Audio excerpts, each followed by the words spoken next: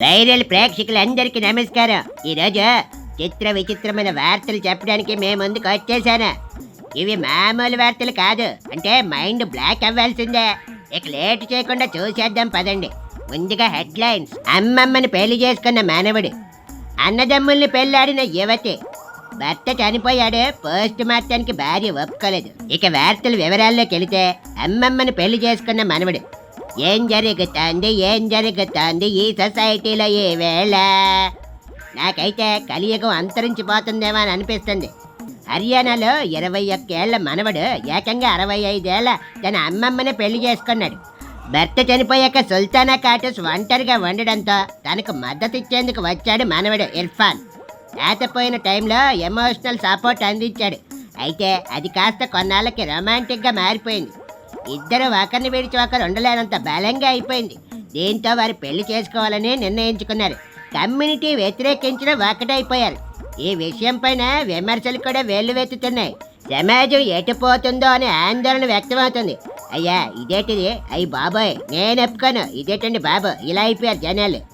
ఇక రెండో వార్త విషయానికి వస్తే, అన్నదమ్ముల్ని పెళ్లి చేసుకున్న యువతి.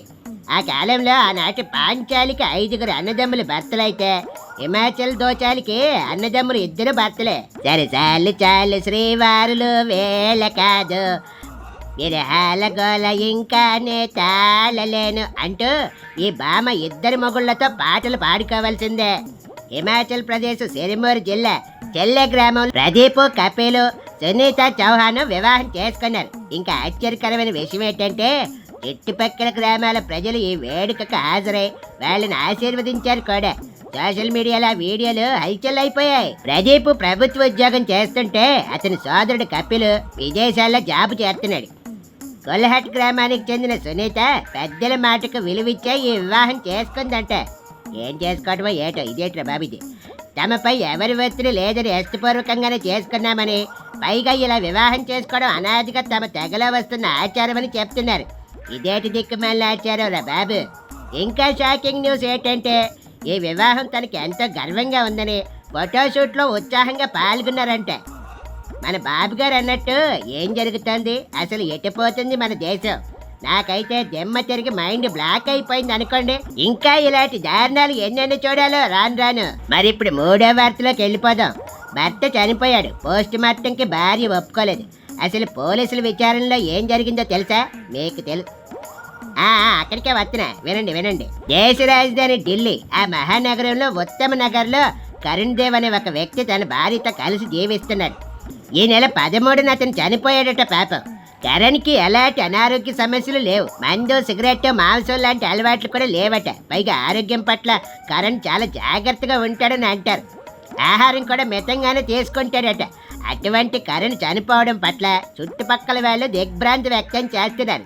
మరి కరెంటు షాక్ కొట్టి చనిపోయాడనే విషయం తెలుసుకున్న పోలీసులు ఆగమేఘాల మీద సంఘటన స్థలానికి వచ్చేసి ఆధారాలు సేకరించారు. అయితే పోలీసులు నిర్వహించిన ప్రాథమిక విచారణలో కరణ్ కరెంటు షాక్ వల్ల చనిపోయాడని తెలిసింది. అయితే కరణ్ ఉన్న ఇంట్లో విద్యుత్ షాక్ కొట్టేంత ఏమీ లేదట. ఎందుకంటే అతని ఇంట్లోని విద్యుత్ సరఫరా అత్యంత పగడ్బందీగా ఉందట. అందులో ఆయన లేటెస్ట్ స్విచ్ బోర్డులన్నీ పెట్టాడట. అలాంటప్పుడు కరెంటు షాక్ ఎలా కొడుతుంది అని దీంతో పోలీసులకు అనుమానం వచ్చేసింది. అనుమానం వచ్చేస్తే వాళ్ళు ఆగుతారేటే, వెంటనే దర్యాప్తు మొదలు పెట్టారు. అయితే పోస్ట్ మార్టానికి కరణ్ మృతదేహాన్ని తీసుకెళ్తుంటే అతని భార్య ఒప్పుకోలేదు. పోస్ట్ మార్టం చేయకుండా ఆపేసింది. ఇక్కడే ఏదో గమ్మత్తు ఉన్నట్టుంది కదా, చూద్దాం. ఎందుకు అలా ఆపిందని పోలీసులకు అనుమానం కలిగి కరణ్ వాళ్ళ ఆవిడ ఫోన్ చెక్ చేశారు. అందులో కరణ్ మేనల్లుడికి అతని భార్యకి సంబంధించిన షాకింగ్ చాటింగ్ చూసి ఆశ్చర్యపోయారు. ఇప్పుడు అర్థమైంది కదా, మేనల్లుడితో అక్రమ సంబంధం పెట్టుకుని పిచ్చి పనులన్నీ చేస్తుంటే భర్తకి దొరికిపోయారట. ఇక ఎలాగో దొరికిపోయారని మేనల్లుడు భార్య కలిసి మత్తు మందించి కరణ్ని చంపేశారు.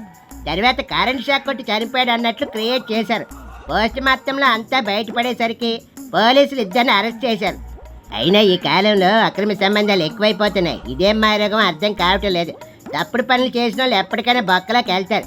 అది తెలుసుకుని జాగ్రత్తగా పద్ధతిగా ఉంటే బాగుంటుంది. చూశారు కదా, చిత్ర విచిత్రమైన వార్తలతో మిమ్మల్ని ఎప్పటికప్పుడు పలకరిస్తూనే ఉంటారు. నేను మీ కొండవలస. బాయ్.